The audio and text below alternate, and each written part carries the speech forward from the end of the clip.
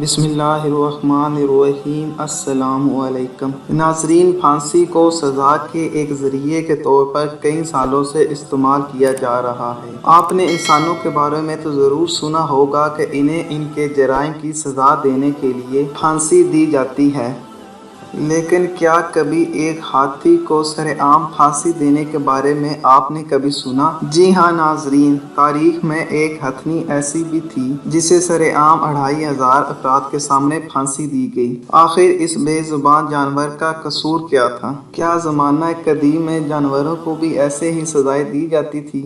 آج کی اس ویڈیو میں ہم آپ کو یہی سب کچھ بتائیں گے، لہٰذا آپ سے گزارش ہے کہ ویڈیو کو آخر تک لازمی دیکھیے گا۔ معزز خواتین و حضرات، کہانی کا آغاز ہوتا ہے آج سے قریباً 105 سال پہلے۔ سن 1916 کی بات ہے، جب امریکہ میں اسپاٹس ورلڈ نامی سرکس بے حد مشہور تھا اور دور دور سے لوگ اسے دیکھنے کے لیے آیا کرتے تھے۔ ستمبر کے مہینے میں اس سرکس کے لیے میری نامی ایک ہتھنی کو لایا گیا تاکہ اس کے حیرت انگیز کرتبوں سے شائقین لطف اندوز ہو سکیں۔ اس ہتھنی کی دیکھ بھال کے لیے ریڈ ایلرچ نامی ایک شخص کو رکھا گیا جو کہ ہوٹل ورکر تھا اور اسے جانوروں کی دیکھ بھال کرنے کا کوئی تجربہ نہ تھا۔ ریڈ ایلرچ کی ذمہ داری تھی کہ وہ میری کو قریب والے تالاب پر لے جا کر پانی پلائے اور اسے گھمائے پھرائے۔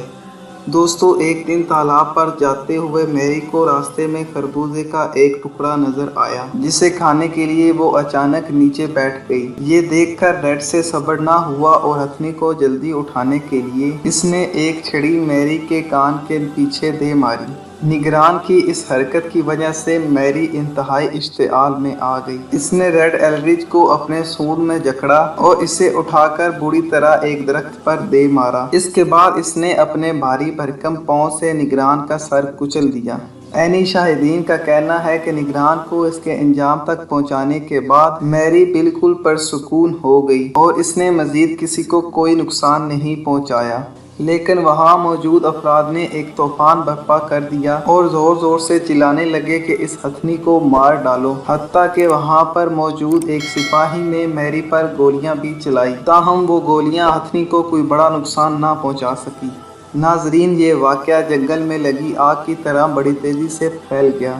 مقامی افراد نے یہ مطالبہ شروع کر دیا کہ ان کے گھروں کے قریب سے ایسی سرکس کو ہٹا دیا جائے جس میں ایک مست ہاتھی موجود ہے جو کسی بھی دن خطرناک ثابت ہو سکتا ہے۔ اس کے علاوہ یہ افواہ بھی پھیل گئی کہ میری اس سے قبل بھی اپنے کئی نگرانوں کو قتل کر چکی ہے، جس سے مقامی آبادی مزید خوف و ہراس میں مبتلا ہو گئی۔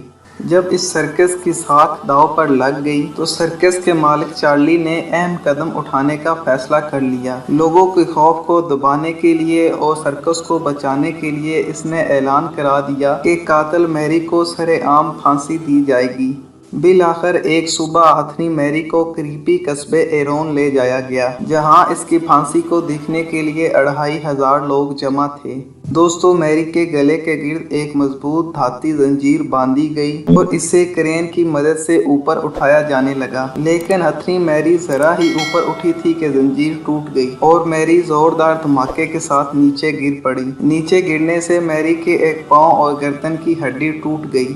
اس منظر کو دیکھ کر موقع پر موجود کئی افراد اور بچے خوفزدہ ہو کر بھاگ کھڑے ہوئے، تاہم پھانسی کا عمل تو ابھی باقی تھا۔ کسی کو بھی اس بے زبان جانور پر ترس نہ آیا۔